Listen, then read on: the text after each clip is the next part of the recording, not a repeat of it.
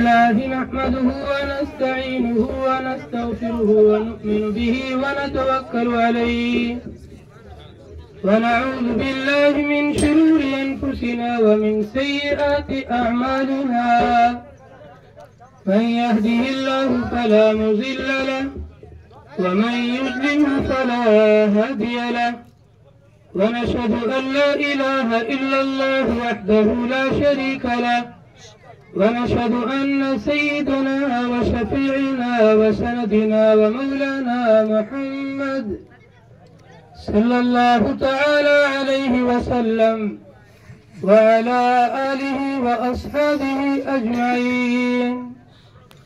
أما بعد، قال الله تبارك وتعالى في كتابه المجيد: أعوذ بالله من الشيطان الرجيم، بسم الله الرحمن الرحيم. أم كنتم شهداء إذ حضر يعقوب الموت إذ قال لبنيه ما تعبدون من بعدي قالوا نعبد إلهك وإله آبائك إبراهيم وإسماعيل وإسحاق إلها واحدا ونحن له مسلمون. وقال النبي صلى الله عليه وسلم: خيركم من تعلم القرآن وعلمه. وقال النبي صلى الله عليه وسلم: ما نحل والد ولدا أفضل من أدب حسن، أو كما قال النبي صلى الله تعالى عليه وسلم. ایک مرتبہ دوسری پڑھ لیں. اللهم صل على سيدنا وشفيعنا وسندنا ومولانا محمد وبارك وسلم كما تحب وترضى عدد ما تحب وترضى. کتابوں میں جو افضل ہے اسے قرآن کہتے ہیں. کتابوں میں جو افضل ہے اسے قرآن کہتے ہیں. اسے جس نے اتارا ہے اسے رحمان کہتے ہیں. سجا لے اپنے سینے میں جو اس کے 30 پاروں کو، سجا لے اپنے سینے میں جو اس کے 30 پاروں کو. زمانے بھر میں اس کو حافظ قرآن کہتے ہیں.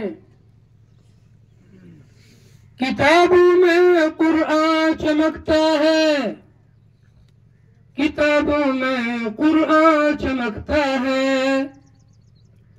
قرآن میں اللہ کا فرمان چمکتا ہے.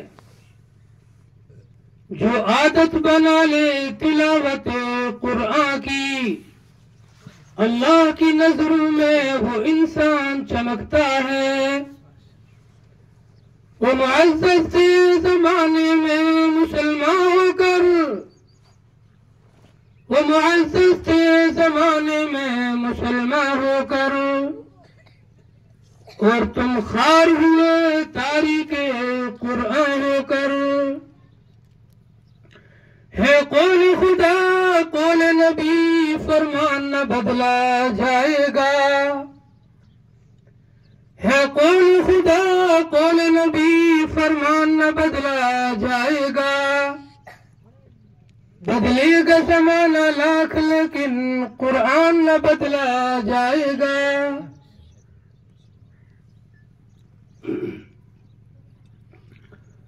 قابل قدر اسٹیج پر تشریف فرما علاقے کے معزز علماء کرام، مکتب تعلیم القرآن کے روح رواں اور استاد محترم حضرت مولانا عبدالحکیم صاحب امینی، علاقے کے سرکردہ عظیم شخصیت حضرت مولانا ملوک صاحب، اور علاقے کے تشریف لائے ہوئے تمام ہی معزز حضرات، مکتب کے بچوں اور بچیوں، ہم سب کے لیے بڑی مسرت، خوشی اور شادمانی کا موقع ہے کہ اللہ پاک نے ہمیں ایسی نورانی مجلس اور ایسی نورانی محفل کے اندر شرکت کا موقع عنایت فرمایا ہے۔ ایسی محفلوں کے لیے فرشتے بھی ڈھونڈا کرتے ہیں، ایسی محفل میں اللہ نے ہمیں اور آپ کو شرکت کی توفیق عطا فرمائی۔ قرآن کریم دنیا کی عظیم الشان کتاب ہے۔ قرآن کریم کی کوئی مثال نہیں دے سکتا ہے، اور قرآن کریم کے پڑھنے پر اور پڑھانے پر جو اللہ کی طرف سے انوارات کی بارش ہوتی ہے، جو انعامات ملتے ہیں، اس کو دنیا کی کوئی طاقت شمار نہیں کر سکتی ہے۔ ایسی عظیم اللہ کی کتاب ہے قرآن پاک۔ انبیاء کرام کی سیرت کے مطالعے سے اور قرآن پاک کے اندر جب انبیاء کرام کے واقعات کو پڑھتے ہیں تو پتہ چلتا ہے انبیاء کرام کو اپنی اولاد کی دینی تعلیم کی کتنی فکر تھی۔ آج کا مسلمان اپنی اولاد کی تعلیم سے، تربیت سے غافل ہے۔ اسے بیدار ہونا پڑے گا، اسے جاگنا پڑے گا، اور اسے اپنی اولاد کی تعلیم کے بارے میں فکر مند ہونا پڑے گا۔ جلیل القدر نبی حضرت یعقوب علیہ السلام خطبے میں جو آیت پڑھی گئی اس میں ایک واقعہ بیان کیا گیا ہے۔ حضرت یعقوب علیہ السلام جن کا دوسرا نام ہے اسرائیل، بنی اسرائیل حضرت یعقوب علیہ السلام کی اولاد کو کہا جاتا ہے، جن کی نسل کے اندر کئی نبی آئے، انبیاء آئے۔ آپ اندازہ لگائیں ان کے گھر کا ماحول کتنا پاکیزہ ہوگا۔ ایک باعمل عالم کے گھر کے اندر کتنا خوشگوار اور دینی ماحول ہوتا ہے۔ ہر بچہ، ہر بچی قرآن پڑھا ہوتا ہے، سب لوگ نمازی ہوتے ہیں، ایک شاندار و خوشگوار ماحول ہوتا ہے۔ آپ اندازہ لگائیں ایک نبی کے گھر کا ماحول کیسا ہوگا، کتنا دین دارانہ نبی کے گھر کا ماحول ہوگا۔ پھر نبی کی اولاد کتنی دین کی پابند ہوگی۔ پھر بھی جب اس نبی کی موت کا وقت آتا ہے، وہ نبی اپنی اولاد کی فکر میں گھلا جا رہا ہے، اپنی اولاد کی فکر میں کڑا جا رہا ہے۔ اللہ نے اولاد کو ہبہ اور ہدیہ قرار دیا ہے۔ قرآن پاک کے اندر اللہ تبارک و تعالی نے جہاں پر نیکوکار بندوں کی صفات کو ذکر فرمایا، وہاں پر ان کی دعاؤں کو ذکر فرمایا۔ اللہ کے نیک بندوں کی دعائیں یہ ہوا کرتی تھی، ربنا ہب لنا من ازواجنا وذریاتنا قرۃ اعین۔ اے میرے مالک، اے میرے محبوب، اے میرے آقا، اے مجھے پیدا کرنے والے، اے میرے خالق و مالک، اے مجھے روزی پہنچانے والے، اے مجھے تندرستی دینے والے، اے پوری دنیا کو بنانے والے، اے کائنات کو خالق پاک مالک، پوری دنیا تیرے نظام میں ہے، پوری دنیا کا نظام تیرے ہاتھ میں ہے۔ مجھے ایسی اولاد عطا فرما، ایسی بیوی عطا فرما जो मेरी आंखों की ठंडक बने, मेरे दिल के सुकून का जरिया बने। आज घरों के अंदर आपस की नाचाकियां हैं, लड़ाइयां हैं, मियां बीवी की लड़ाई, बाप बेटे की बात नहीं मानता, बेटा बाप की बात नहीं मानता, बेटी अपनी मां की बात नहीं मानती, भाई अपने बड़े भाई का अदब करने के लिए तैयार नहीं, बात मानने के लिए तैयार नहीं। मानेंगे कैसे? जो मनवाने का तरीका था उस तरीके को हमने छोड़ दिया। माँ बाप के लिए औलाद को फरमा बरदार बनाने का जो तरीका था वो मोहम्मद मुस्तफा का तरीका था, कुरान का नूरानी तरीका था, अल्लाह का दिया हुआ नूरानी तरीका था। उस तरीके से जब मुसलमान हटा, औलाद नाफरमान बन गई। माँ को अल्लाह ने एक तरीका दिया था, इस तरीके पर बच्ची की तरबियत करेगी, ये बच्ची तेरे पांव में तेल की मालिश करेगी। लेकिन माँ ने जब उस तरीके को छोड़ा, बच्ची नाफरमान बन गई। फिर शिकायतें करते हैं, औलाद हमारी बात मानती नहीं, बेटी हमारी बात सुनती नहीं, बेटा हमारी बात पे कान धरता नहीं, छोटा भाई हमारी बात मानने के लिए तैयार नहीं। जरा इंसाफ करो, तुमने अपने मदनी करीम सल्लल्लाहु अलैहि वसल्लम की बात को कितना माना है? तुमने कुरान की बात को कितना माना है? अल्लाह के यहाँ इंसाफ है, एक हाथ से दो, दूसरे हाथ से लो। जब तुम अल्लाह के कुरान को अपनी जिंदगी में उतारोगे, अल्लाह के कुरान के कानून पर अमल करोगे, अल्लाह पूरी दुनिया को तुम्हारे कदमों में झुकाएगा। फिर तुम्हारी औलाद ही नहीं, तुम्हारी बेटियां ही नहीं, पूरी दुनिया तुम्हारी गुलाम बनने के लिए तैयार होगी। देख लो अल्लाह वालों को, अल्लाह वालों के दीदार के लिए लोग तरसते हैं। जहां अल्लाह वालों के कदम पड़ते हैं, लाखों लोगों का हुजूम पड़ जाता है सिर्फ उनसे मुसाफा लेने के लिए। ये क्या है भाई? ये मकबूलियत है। इसे कहते हैं अल्लाह के दरबार में मकबूल होना। अल्लाह के दरबार में मकबूलियत किसी बड़े ऊंचे ओहदे से नहीं मिलती है। मंत्री बन जाओ, सरपंच साहब बन जाओ, विधायक साहब बन जाओ या प्रधान जी बन जाओ, आप मकबूल हो जाओगे, लोग आप पर दिल से निछावर होंगे।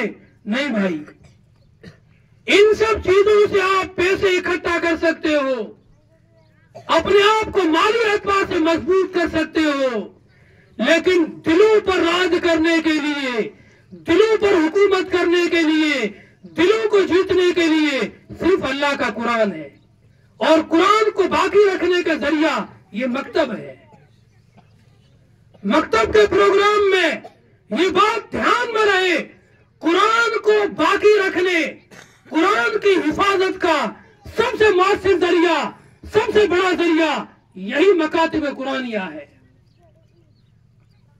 बड़े मदारिस के अंदर ताजा सर्वे के मुताबिक, अभी जमीयत ने सर्वे किया है, मैं जमीयत की जोधपुर की मीटिंग में शरीक था, मौलाना वाहिद खत्री ने बताया सिर्फ मुसलमानों का 2% तबका है जो बड़े मदारिस के अंदर दाखिला लेकर आलिमियत का या हाफिज का कोर्स करता है।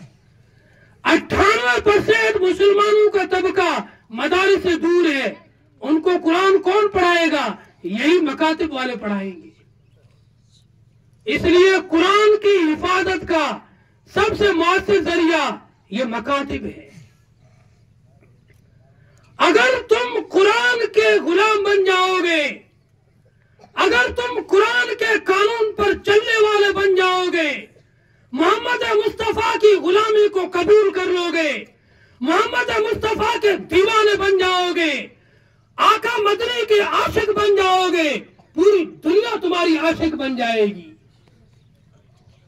फिर दुनिया तुम्हारे लिए दिलों को बिछाएगी। जहां तुम जाओगे तुम्हारा फूलों से इस्तकबाल होगा, लोग तुम्हें अपने पलकों पे और अपने दिलों में जगह देंगे। اور اگر قرآن کو فالو نہیں کیا، قرآن پر عمل نہیں کیا، قرآن کو پشے پشت ڈال دیا، تو پھر سنو علامہ اقبال کا شعر، وہ معزز تھے زمانے میں مسلمان ہو کر. یہ صحابہ کے بارے میں. نبی کے صحابہ. ابو بکر ایسی صدیق نہیں بن گیا، اس نے اپنے آپ کو قرآن پر نچھاور کیا. جب قرآن نے کہہ دیا چاہے پوری دنیا کی طاقت اکٹھا ہو جائے لیکن اللہ کا کوئی حکم چھوٹنے نہ پائے. نبی کی جب وفات ہوئی ایک فرقہ کھڑا ہوا، ہم زکوٰۃ نہیں دیں گے. واہ ابو بکر. علی میاں نے کیا جملہ کہا ہے، ردۃ ولا ابا بکر. میری نگاہوں کے سامنے ارتداد پھیل رہا ہے. مسلمانوں کے بچے ایسی ایسی صحبتوں میں بیٹھ کر کے، مکاتب سے دور ہو کر کے ارتداد کے راستے پر جا رہے ہیں. لیکن کیا کریں، ابو بکر جیسا کوئی کرن والا نہیں ہے، ابو بکر جیسا کوئی نبی کی فکر والا نہیں ہے، ابو بکر جیسا کوئی نبی کے دین کا عاشق نہیں ہے، ابو بکر جیسا کوئی نبی کے دین کا شیدائی نہیں ہے، ابو بکر جیسا کوئی قرآن کا عاشق نہیں ہے، ابو بکر جیسا کوئی قرآن پر فدا نہیں ہے. ابو بکر تو ابو بکر تھا. قرآن کے ایک حکم کے چھوٹنے پر پوری دنیا کو للکارا. اے دنیا کے کافروں، اے دنیا کے مرتدوں، اے زکوٰۃ کا انکار کرنے والوں، اگر میرا کوئی صحابی ساتھ نہ دے، عمر بھی چھوڑ دے، علی بھی چھوڑ دے، عثمان بھی چھوڑ دے، سب مجھے چھوڑ دے، یہ ابو بکر اکیلا تمام کے تمام منکرین زکوٰۃ سے لڑے گا. اور اس وقت تک لڑے گا جب تک زکوٰۃ کا ایک تنکا بھی اپنے پاس روک کر رکھیں گے. واہ ابو بکر. صدیق کا لقب نہیں مل جاتا ہے. تم کیا جانو صدیق کیا چیز ہے. آسمان سے صدا آئی، یا رسول اللہ یہ ابو بکر خالی ابو بکر ہی نہیں ہے، ابو بکر تو صدیق ہے. ابو بکر تو سچا ہے، ایمان میں سچا، عشق میں سچا، فدائیت میں سچا، دعوے میں سچا. سب بڑی بڑی داڑھی رکھ کر کے اور اتنی بڑی پگڑی باندھ کر کے عشق کے دعوے کریں گے. ہم بھی نبی کے عاشق ہیں، ماشاءاللہ رمضان میں روزے رکھ لیتے ہیں، ایک قرآن شریف ختم کر لیتے ہیں، پھر پورے سال قرآن کھولنے کی نوبت ہی نہیں آتی ہے. یہ عاشق ہے. صحابہ کے بارے میں لکھا ہے سیرت نگاروں نے. سیرت کو پڑھا کرو. مسلمانوں اخبار ضروری نہیں ہے، نبی کی سیرت ضروری ہے، اسلامی تاریخ ضروری ہے. عمر بن عبدالعزیز کی سیرت کو پڑھو، ابو بکر کی سیرت کو پڑھو، عمر کی سیرت کو پڑھو، علی کی سیرت کو پڑھو، پھر تمہیں پتا چلے گا صحابہ کیا چیز تھی، صحابہ کیا تھے. نبی پر اپنے ایک نبی کے اشارے پر اپنا سب کچھ وار دیا کرتے تھے. صحابہ کے بارے میں لکھا ہے صحابہ کی ایک جماعت ایسی تھی جو 3 دن میں قرآن کو ختم کیا کرتی تھی، اور کوئی صحابی ایسا نہیں تھا جو روزانہ ایک منزل پڑھ کر کے 7 دن میں قرآن کو ختم نہ کرے. ہر صحابی ابو بکر سے لے کر ادنا درجے کا صحابی جتنے بھی صحابہ تھے، ہر صحابی کا معمول تھا ہفتے میں ایک قرآن ختم کیا کرتے تھے، روزانہ کی ایک منزل پڑھا کرتے تھے. آج پوچھو مسلمانوں سے پورے سال میں کتنے قرآن ختم کیے؟ بس رمضان کو ختم کر لیتے ہیں، باقی پورے سال کبھی کبھی جوش چڑھ گیا، کوئی جماعت میں چلے گئے یا کوئی بیان سن لیا تو 3 دن کھول کے پڑھ لیں گے، پھر واپس غائب ہو جائیں گے. ایسے شیدائی نہیں ہوتے. قرآن کیا چیز ہے، قرآن کے پڑھنے پر کیا ملتا ہے، قرآن کے پڑھانے پر کیا ملتا ہے، قرآن کے سننے پر کیا ملتا ہے، قرآن کے سنانے پر کیا ملتا ہے. ہر ایک کو حدیث میں بیان کیا ہے. آپ قرآن کو پڑھو، ہر حرف پر 10 نیکیاں. قرآن کو سنو، ہر حرف پر 10 نیکیاں. اور قرآن کو پڑھاؤ دنیا کے سب سے وی آئی پی آدمی. شادیوں میں لگتے ہیں نا ایک وی آئی پی ٹینٹ ایک نارمل ٹینٹ.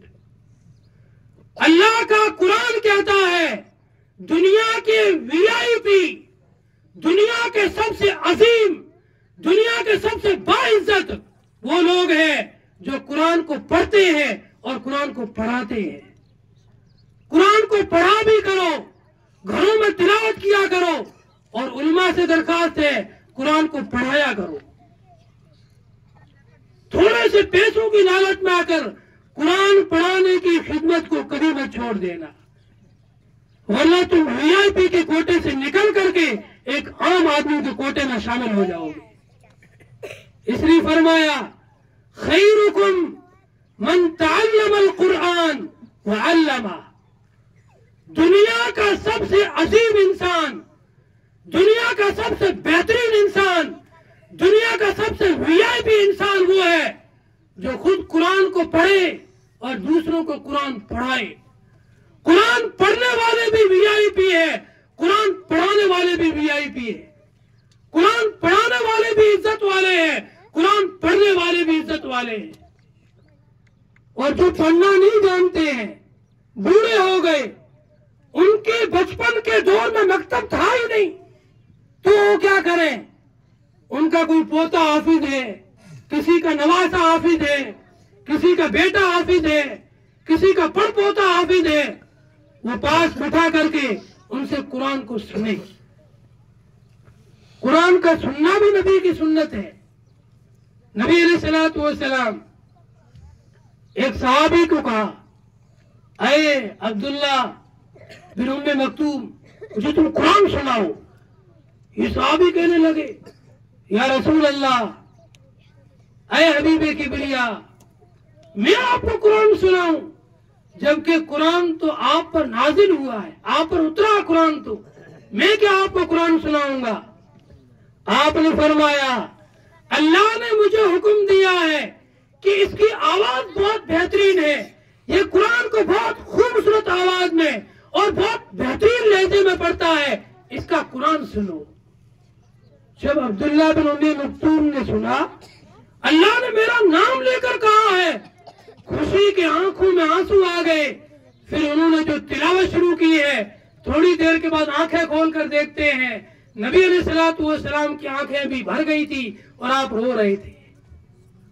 قرآن کو سننے کا ثبوت بھی حدیث میں ملتا ہے، قرآن کو پڑھنے کا حکم حدیث میں دیا گیا ہے، قرآن کو پڑھانے کا حکم حدیث میں دیا گیا ہے.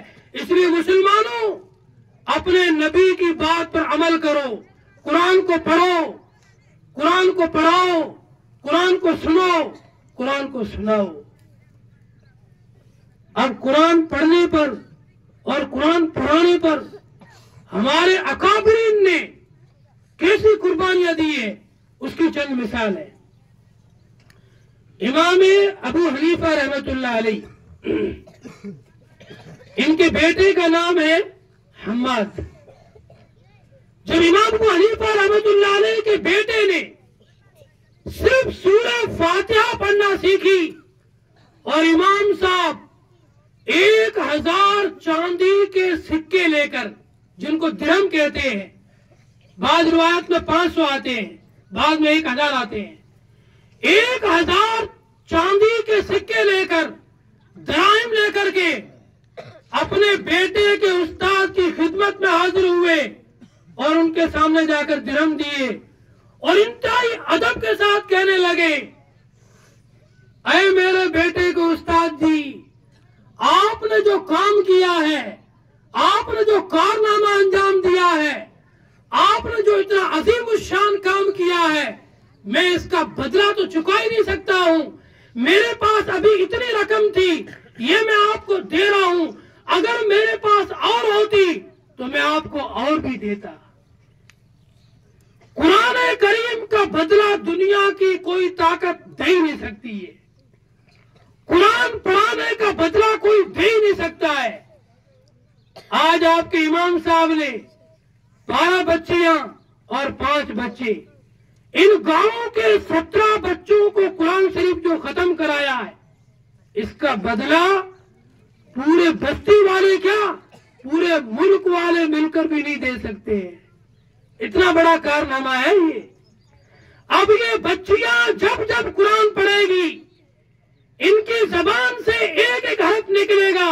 الف لام میم ذالک الکتاب لا ریب فیہ. الف پر 10 نیکیاں، لام پر 10 نیکیاں، میم پر 10 نیکیاں، ذالکا اس پر 30 نیکیاں، لا ریبا اس پر 50 نیکیاں. جیسے جیسے پڑھنے والی بچی کو پڑھنے والے بچے کو نیکی ملتی رہے گی ویسے ویسے ان کے استاد محترم کو بھی نیکیاں ملتی رہے گی. اب بتاؤ اس کا بدلہ کوئی چیز ہو سکتی ہے؟ اب یہ بچیاں آگے اپنے کتنے بچوں کو قرآن پڑھائے گی، ان کا ثواب بھی ان کے استاد کو ملتا رہے گا اور اس استاد کے ذریعے سے ان کے استاد کو ملتا رہے گا. اللہ کے خزانوں میں کمی نہیں ہے. ایک لطیفہ سناتا ہوں. حدیث کے اندر نبی علیہ الصلوۃ والسلام نے صحابہ کے درمیان فرمایا جو شخص 10 مرتبہ سورہ اخلاص کو پڑھے، قل هو اللہ، آج چھوٹی سی سورت ہے، چھوٹا سا وظیفہ دے کر جاتا ہوں ورنہ کہو گے جودھ پور سے مفتی صاحب آئے کوئی عمل ہی نہیں بتا کے گئے. عمل بھی دے دیتا ہوں وظیفہ. جو شخص 10 مرتبہ سورہ اخلاص کو پڑھے، نبی نے حدیث میں فرمایا ہے، کسی عالم کی بات نہیں ہے، نبی کی بات ہے. نبی نے حدیث میں فرمایا اللہ پاک اس کے لیے جنت کے اندر ایک محل تیار کرتے ہیں. جب صحابہ نے یہ بات سنی تو صحابہ کہنے لگے یا رسول اللہ صرف 10 مرتبہ سورت پڑھنے پر جنت میں ایک گھر بن جاتا ہے؟ آپ نے فرمایا ہاں. حضرت عمر کہنے لگے پھر تو ہم بہت پڑھیں گے. آپ نے فرمایا تم اگر بہت پڑھو گے تو اللہ کے خزانے میں کوئی کمی نہیں ہے. اللہ بھی بہت دینے والا ہے، اس کے خزانے میں کوئی کمی تھوڑی ہے کہ ایک آدمی دن میں 1000 مرتبہ سورہ اخلاص پڑھے گا تو اس کے لیے پتہ نہیں پوری ایک کالونی بنانی پڑے گی. اللہ کی جنت میں نہ زمین کی کمی ہے، نہ مٹیریل کی کمی ہے، نہ اللہ کے پاس کسی چیز کی کمی ہے. اللہ جب کسی چیز کو بنانا چاہتے ہیں تو بس کلمہ کن کا حکم دیتے ہیں اور پوری کالونی بن کے تیار ہو جاتی ہے. اس لیے اس سورہ اخلاص کو اپنا معمول بنائیں. اور سورہ اخلاص کے اندر اللہ پاک نے رزق کی برکت رکھی ہے. بہت سے لوگ روزی میں پریشان ہیں. آپ روزانہ 100 مرتبہ سورہ اخلاص کا ورد رکھیں، اس کو اپنا وظیفہ بنائیں زندگی کا. انشاءاللہ آپ کی زندگی میں کبھی روزے کی کمی نہیں آئے گی، کبھی روزے کی کمی نہیں آئے گی. اللہ آپ کو خوب نوازے گا اور خوب مالا مال کرے گا. ہمارے اسلاف میں سے ہمارے اکابرین کو دینی تعلیم کی کتنی فکر تھی. آپ نے اسٹیج پر جو تشریف فرما علماء کرام ہے، مقتدی شخصیات ہے، یہ اس نام سے واقف ہے. عوام بھی واقف ہوگی بہت سے لوگ. بابا فرید الدین گنج شکر رحمت اللہ علیہ بہت بڑے اللہ کے ولی گزرے ہیں. اب یہ ولی تو ہے لیکن ولی بنے کیسے، یہ سوچنے کی بات ہے. بھائی ولی کیسے بنے؟ ہم میں سے ہر آدمی، ہر انسان، ہر ماں اپنی بچی کو ولی بنا سکتی ہے، اپنے بچے کو ولی بنا سکتی ہے. اگر ماں اس بات کی فکر لے لے، اگر ماں اس بات کی کڑن لے لے کہ مجھے اپنے بچے کو ولی بنانا ہے، مجھے اپنے بچے کو اللہ کا مطیع بنانا ہے، مجھے اپنے بچے کو قرآن کا حافظ بنانا ہے، مجھے اپنے بچے کو قرآن کا عالم بنانا ہے، تو انشاءاللہ یہ بچہ زمانے کا نامور عالم بنے گا، ولی بنے گا. اللہ اس سے بہت بڑا کام لے گا. لیکن ماں کو یہ جذبہ رکھنا پڑے گا.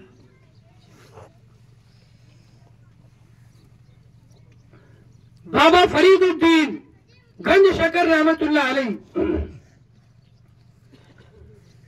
جب یہ جوان ہوئے ان کی تربیت ایسی ہوئی تھی، اللہ نے ان کو ولایت کا مقام عطا فرمایا۔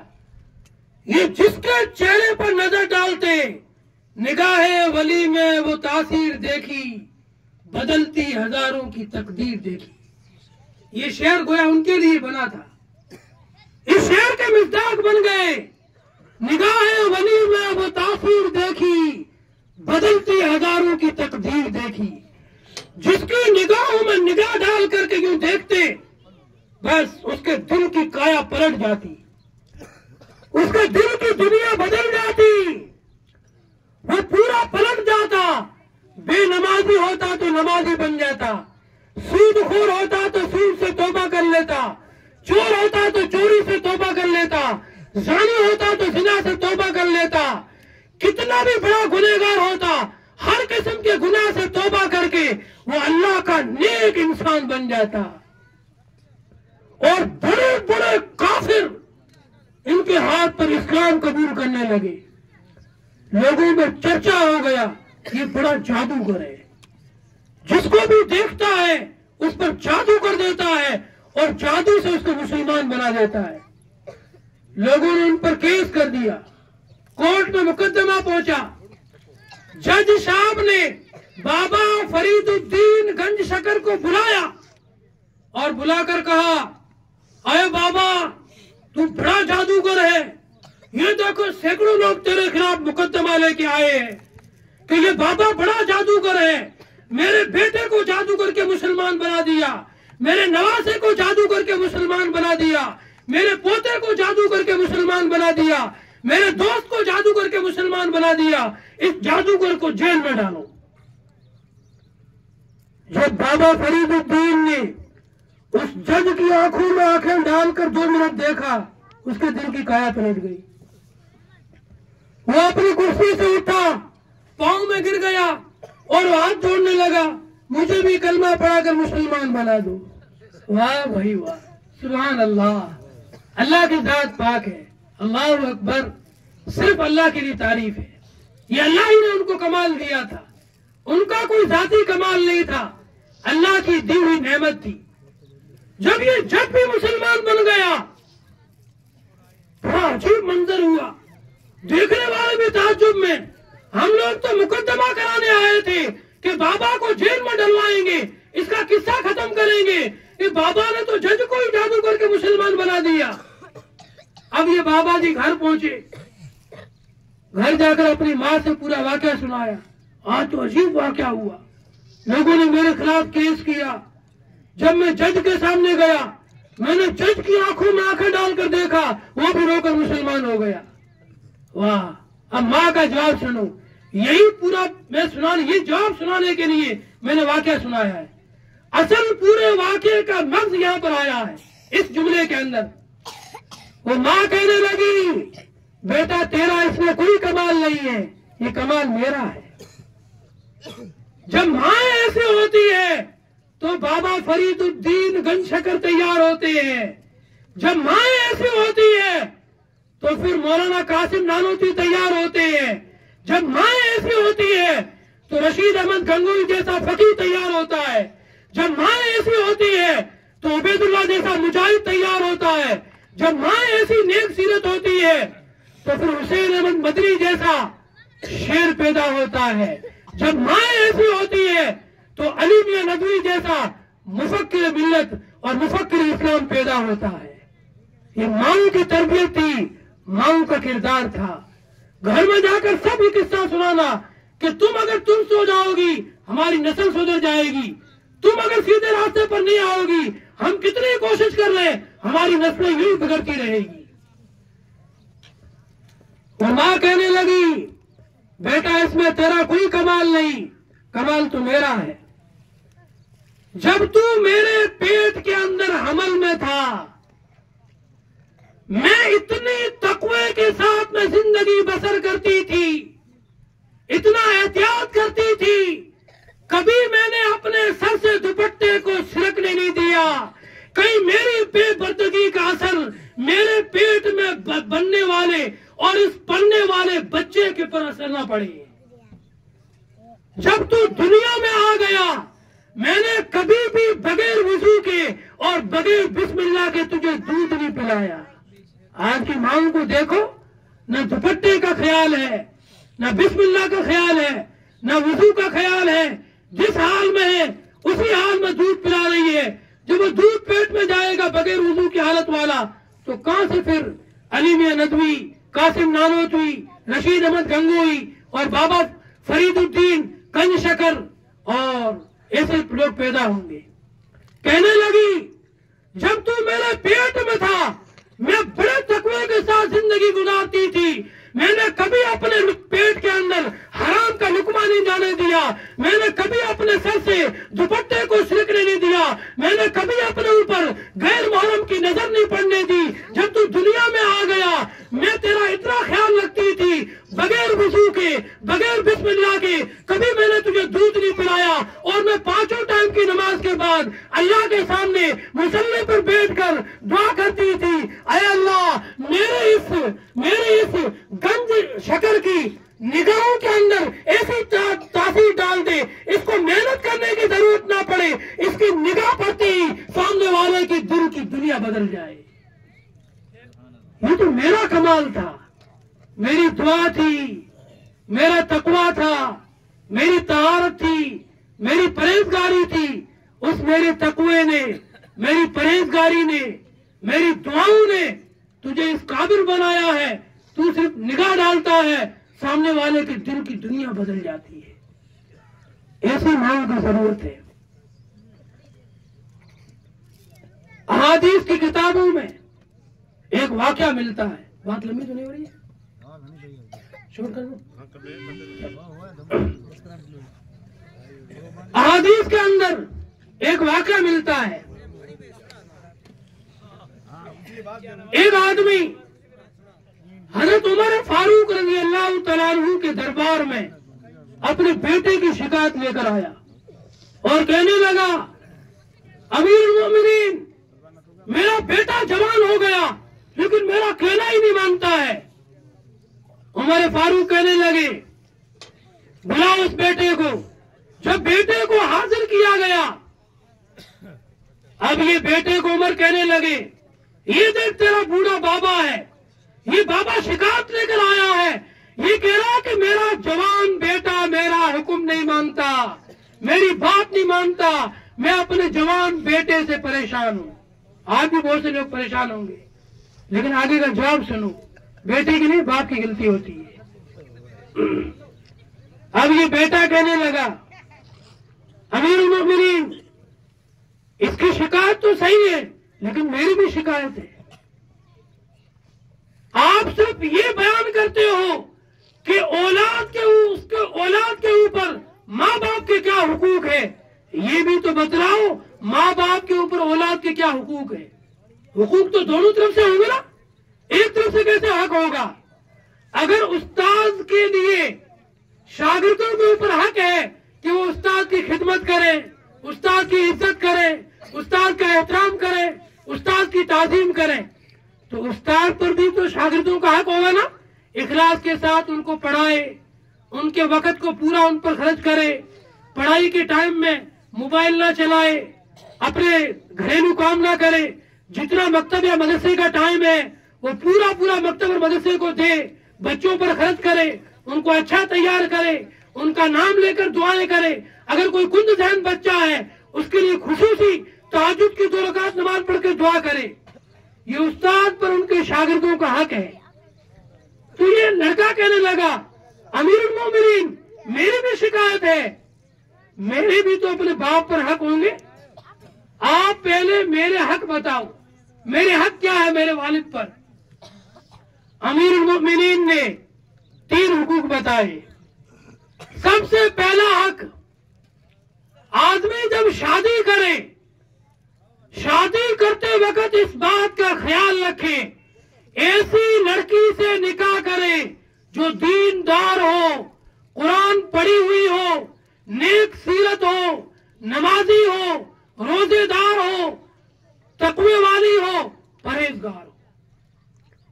جب ایسی لڑکی سے نکاح کرے گا تو یہ لڑکی اپنی اولاد کی تربیت کرے گی، انہیں بھی نمازی بنائے گی، انہیں بھی قرآن پڑھانے کی فکر کرے گی۔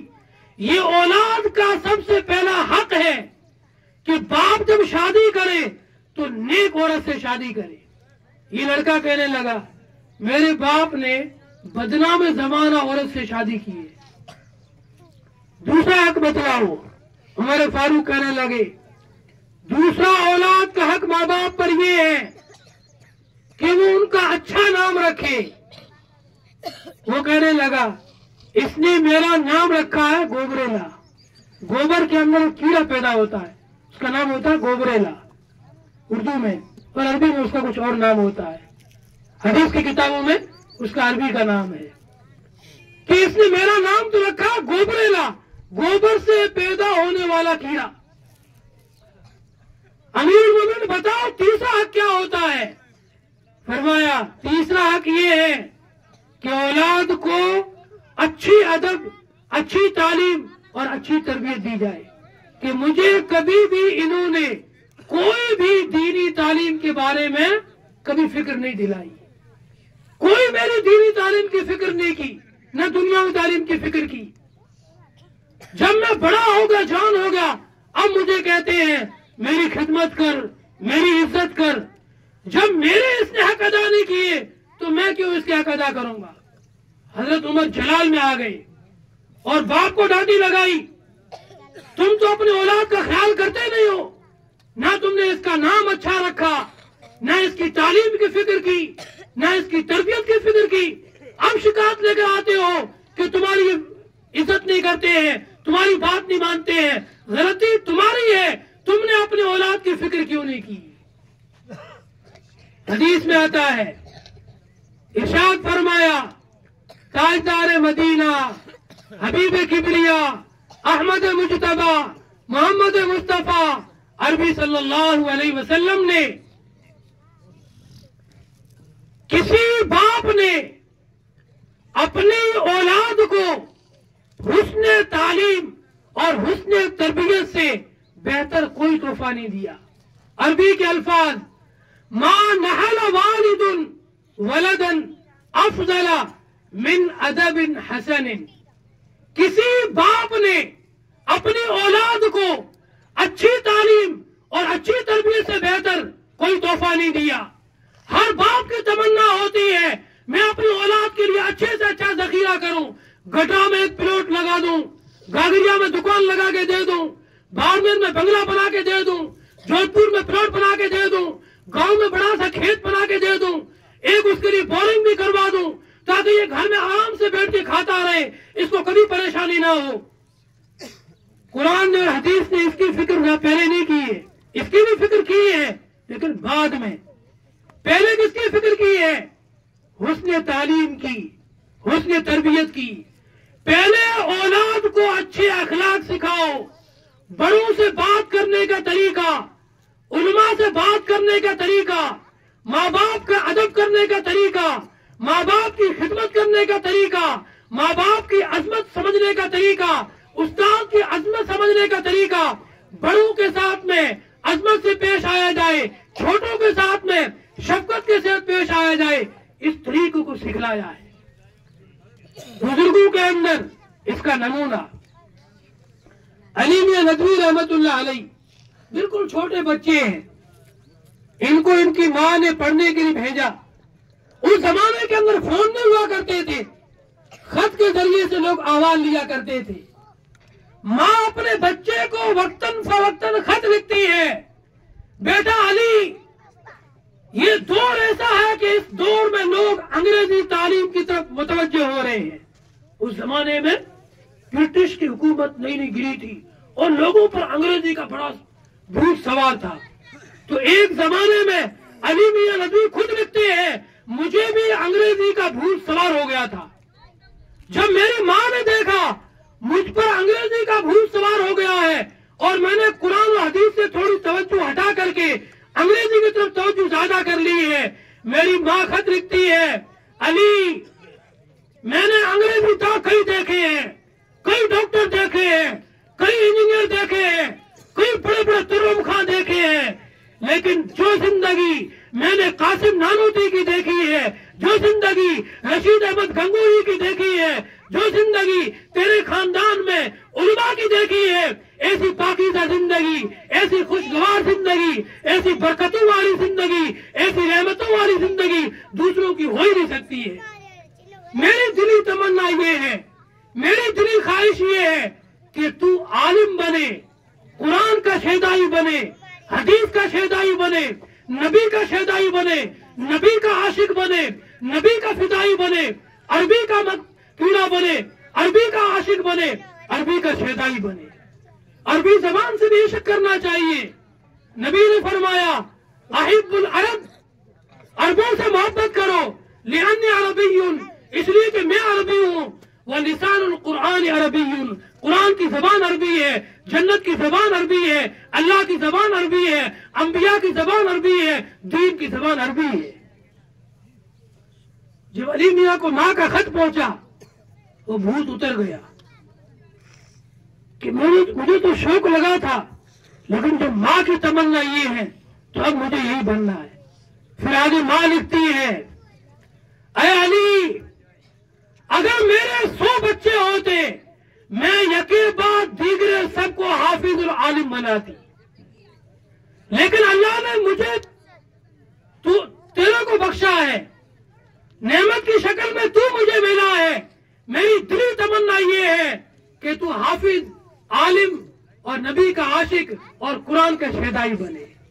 اس لیے جن بچوں نے آج قرآن ختم کیا ہے، میں ان کے والدین سے ایک التماس کروں گا، ایک گزارش کروں گا، اور آپ کہو تو میں چندہ کے طور پر کہہ رہا ہوں، جس رسید لے کر چندہ مانگنے آتے ہیں نا، میں بھی ان کے ماں باپ سے چندے کے طور پر مانگ رہا ہوں، ان بچوں کو دین کی تعلیم کے لیے خالص کر لو۔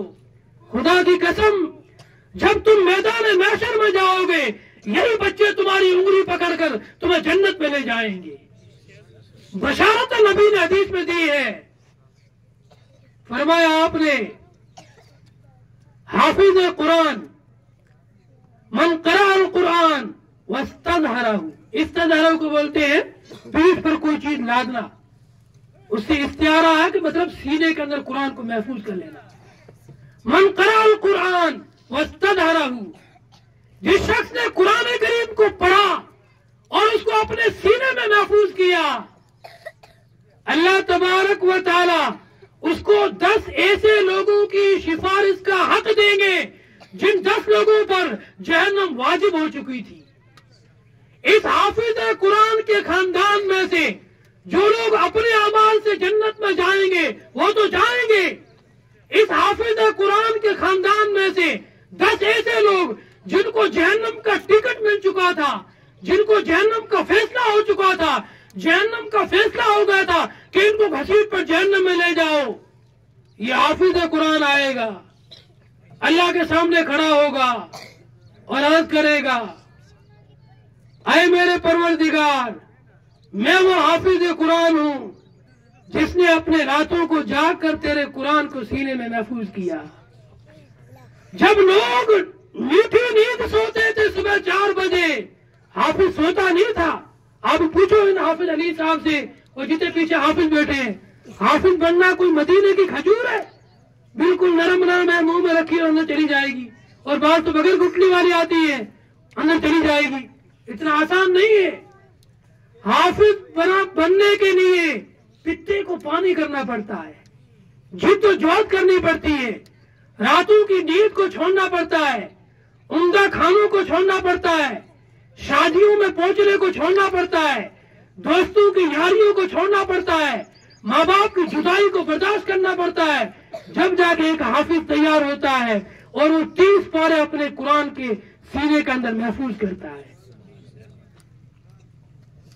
یہ حافظ قرآن، حدیث میں آتا ہے الصیام والقرآن یشفعان لصاحبہما، روزے اور قرآن دونوں، ان دونوں کے صاحب کے لیے اللہ کے سامنے سفارش کریں گے۔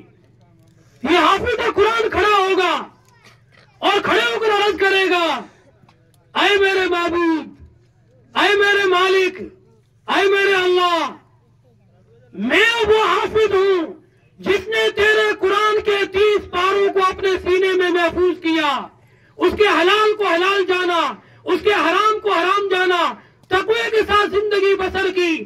جیسا مجھے قرآن نے راستہ دکھایا اسی راستے پر چل کر میں نے زندگی گزاری، جو قرآن کا قانون تھا اسی قانون کے مطابق زندگی گزاری، جو قرآن کا دستور تھا اسی دستور پر میں نے زندگی گزاری۔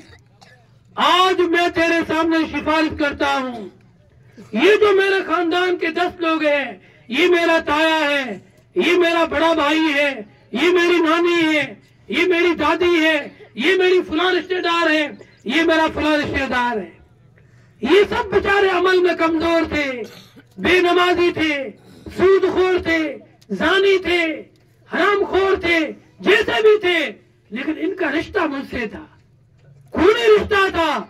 آج میں سفارش کرتا ہوں تو انہیں معاف کر دے۔ اللہ حافظ قرآن کی سفارش کو قبول کر کے ان کو بخش دے گا، ان کو معاف کر دے گا اور ان کے لیے جنت کا فیصلہ کرے گا۔ کتنی بڑی چیز ہے بھائی۔ اس لیے جن بچوں نے آج قرآن ختم کیا ہے، ان بچوں کے ماں باپ سے التماس ہے آپ فکر نہ کریں۔ الحمدللہ اللہ تعالیٰ علماء کو اور حفاظ کو وہ نعمتیں کھلاتے ہیں جو کوئی نہیں کھاتا ہے۔ ایک واقعہ سناتے ہیں۔ امام یوسف، امام حنیفہ رحمۃ اللہ علیہ کے شاگرد ہیں اور یتیم ہے۔ جب امام یوسف پیٹ میں تھے ان کے والد کا انتقال ہو گیا۔ جب یہ تھوڑے بڑے ہوئے تو ان کی ماں کہنے لگی میں تو بیوہ ہوں، کمانے والا کوئی نہیں ہے، اسی بچے کو خدمت میں لگا دیتی ہوں۔ کسی دھوبی کے پاس جا کر کام لگوا دیا، دھوبی سے کہہ دیا یہ بچہ روزانہ تیرے پاس آئے گا، ہاتھ بٹائے گا، کپڑے دھلائے گا، مہینے کے اتنا ہم کو خرچہ دے دینا تاکہ میرے بیوہ کا گھر چل سکے۔ ایک دن امام یوسف گزر رہے تھے، بیچ میں ابو حنیفہ رحمۃ اللہ علیہ کی درس کی مجلس لگی ہوئی تھی، سبق چل رہا تھا، وہاں جا کے بیٹھے، بڑا مزہ آیا، طبیعت تر ہو گئی، ایمان تازہ ہو گیا، روح کے اندر ایک تابندگی آ گئی، مزہ آ گیا۔ زندگی بے بندگی شرمندگی، زندگی بے بندگی شرمندگی۔ بھائیوں، بغیر عمل والی، بغیر علم والی زندگی گزارو گے، آخرت میں شرمندگی اٹھانی پڑے گی۔ زندگی بابندگی تابندگی، عمل کے ساتھ میں، نماز روزے کے ساتھ میں، حلال کے ساتھ میں، تقوی طہارت کے ساتھ زندگی گزارو گے، آخرت میں سرخرو بن جاؤ گے اور تمہارے سروں پہ تاج پوشی ہوگی۔ جیسے ابھی ہمارے قرآن پڑھنے والی بچیوں اور بچوں کو ہم نے مالا پہنا کر کیسے ہم نے ان کا حوصلہ افزائی کی ہے، ان کی عزت کی ہے، ایسے اللہ تعالیٰ آخرت میں نماز پڑھنے والوں کو، قرآن پڑھنے والوں کو، قرآن پڑھانے والوں کو مالائیں پہنا کر کے اور سر کے اوپر تاج سجا کر کے، ان کے صافے پہنا کر کے اللہ ان کا اعزاز کرے گا۔ تو امام یوسف رحمۃ اللہ علیہ نے جب امام ابو حنیفہ رحمۃ اللہ علیہ کی مجلس سے درس کو دیکھا، اس میں بیٹھے، طبیعت تر ہو گئی، مزہ آ گیا۔ اب تو چھوڑ دیا دھوبی کو، روزانہ نکلتے گھر سے اور وہاں جا کے ابو حنیفہ کی مجلس میں بیٹھ جاتے اور پھر واپس گھر چلے جاتے۔ ماں کو پتہ ہی نہیں چلا۔ جب مہینہ پورا ہوا، ماں کہنے لگی بیٹے مہینہ پورا ہو گیا، پیسے نہیں لایا؟ کہنے لگے پیسے کس بات کے؟ کہ روزانہ کام پہ جاتا ہے۔ کہ کام پہ کون جاتا ہے؟ تیرے کو گھر سے بھیجتی ہوں، کون جاتا ہے؟ کہ میں تو کام پہ نہیں جاتا ہوں، میں تو ابو حنیفہ کے پاس سبق پڑھنے جاتا ہوں۔ او بھلا ہو تیرا ابو حنیفہ کا۔ اب یہ غصے میں پہنچی وہ ابو حنیفہ کی مجلس میں اور خوب کڑوی کسری سنائی ابو حنیفہ کو، میں خود بیوہ ہوں، میرا اکلوتا بیٹا ہے، یہی میرا سہارا ہے، کوئی کمانے والا نہیں ہے، اسی کو لے کے بیٹھ جاتا ہے اور سبق پڑھاتا ہے، میرے گھر کا خرچہ کیسے چلے گا؟ ابو حنیفہ بھی بڑے سنجیدہ تھے، اللہ نے یوں اتنا اونچا مقام نہیں دیا، پوری بات سنی، پھر کہنے لگے مائی جو پیسے تجھے دھوبی دیتا ہے وہ پیسے تجھے میں دے دوں گا، یہ بچہ مجھے دے دے، میں اس کو پڑھاؤں گا، وہ کہنے لگے تو پڑھائے گا کیا کرے گا یہ, اس کو کام پہ لگنے دے, یہ کچھ کمائے گا تو ہم روٹی کھائیں گے ورنہ یہ کھائے گا کہاں سے. امام ابو حنیفہ رحمۃ اللہ علیہ کہنے لگے مائی ایک دن آئے گا تیرا یہ بچہ فالودے کھائے گا. فالودہ ایک بہت عمدہ غذا ہوتی ہے جو شہروں کے اندر تیار ہوتی ہے.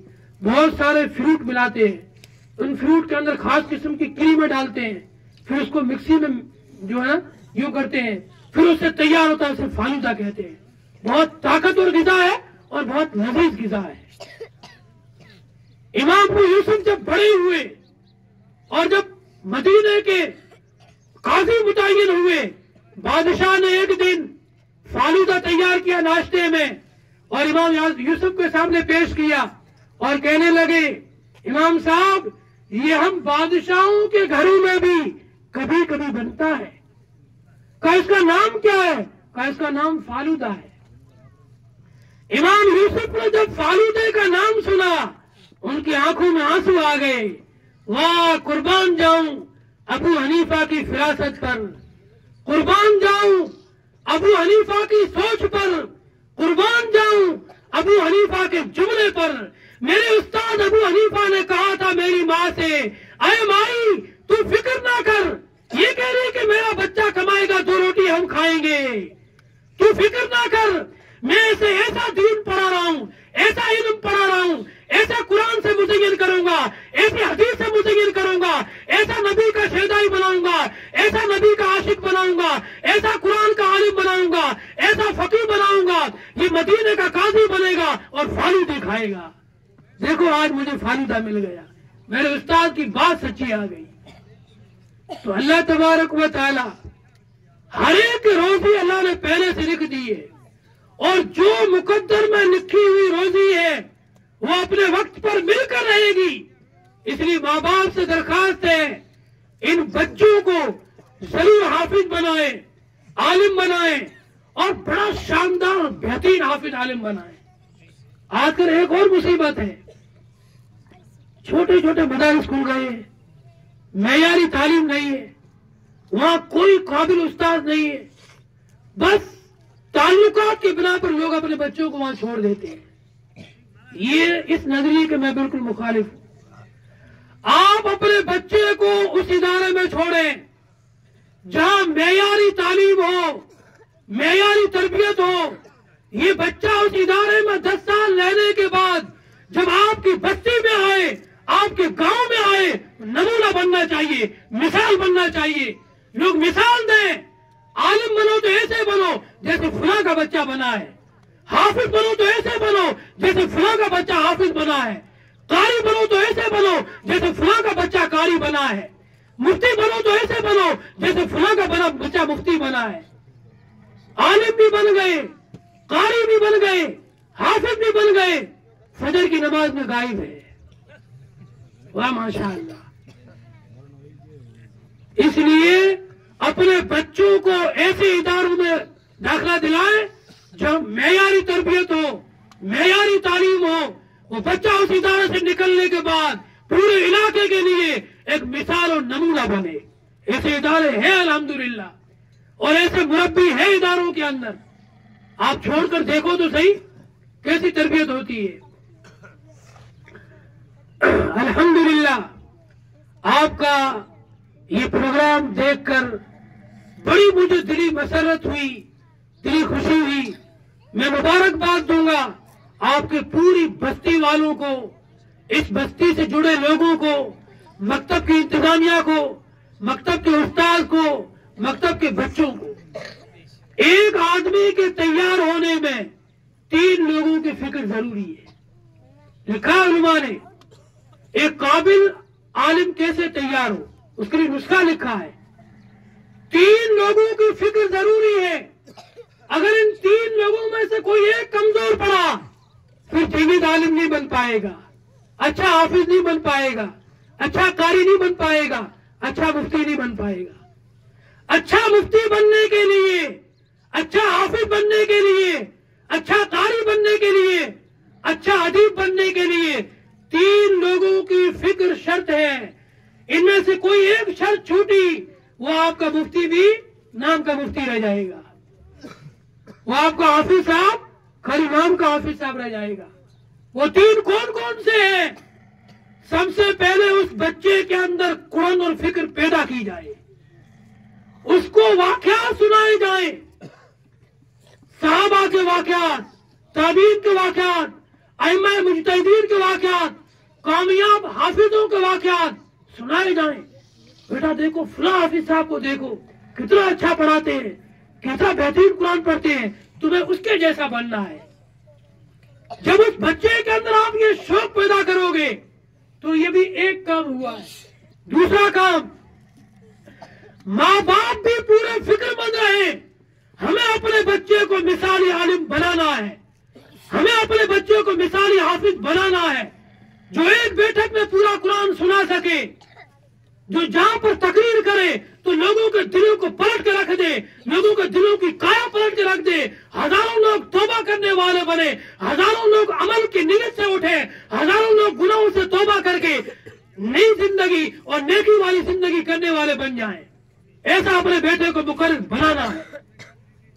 اس کے لیے دوسری کام اور دوسری فکر ماں باپ کی، اور تیسری استاد کی۔ بچہ بھی بہت پڑھنے میں شوقین ہے، ماں باپ بھی پڑھانا چاہتے ہیں، لیکن استاد کی توجہ ہی نہیں ہے۔ استاد کو کبھی اپنے کھیت جا رہا ہے، کبھی بکری دیکھنے جا رہا ہے، کبھی کوئی اور کام کر رہا ہے، تب بھی آپ کا وہ بچہ کامیاب نہیں نکلے گا۔ ایک بچے کو کامیاب کرنے کے لیے، ایک شاندار حافظ تیار کرنے کے لیے، عالم تیار کرنے کے لیے، قاضی اور مفتی تیار کرنے کے لیے تین لوگوں کی فکر، خود طالب علم فکر مند ہو، اس کا استاد فکر مند ہو، اور اس کا والی، پیرنٹس، ماں باپ یہ فکر مند ہو۔ جب تینوں فکر مند بنیں گے تب جا کے یہ بچہ ایک قابل حافظ، قابل عالم اور قابل علاقے کے لیے ایک شخصیت بن کر ابھرے گا، اور اس سے پھر انقلابی کام ہوں گے۔ مبارکباد پیش کروں گا میں بستی والوں کو، آپ کے امام صاحب کو اور پورے مجمع کو کہ آپ نے پوری دل جمی کے ساتھ میں ہماری ان ٹوٹی پھوٹی باتوں کو سنا، گزارشات کو سنا۔ اللہ پاک آپ کے اس مکتب کو بے حد قبول فرمائے، قیامت تک اس کے فیض کو جاری و ساری فرمائے۔ جن جن بچوں نے آج اور بچیوں نے قرآن شریف ختم کیا ہے، اللہ تعالیٰ ان کو پوری زندگی ایمان کے ساتھ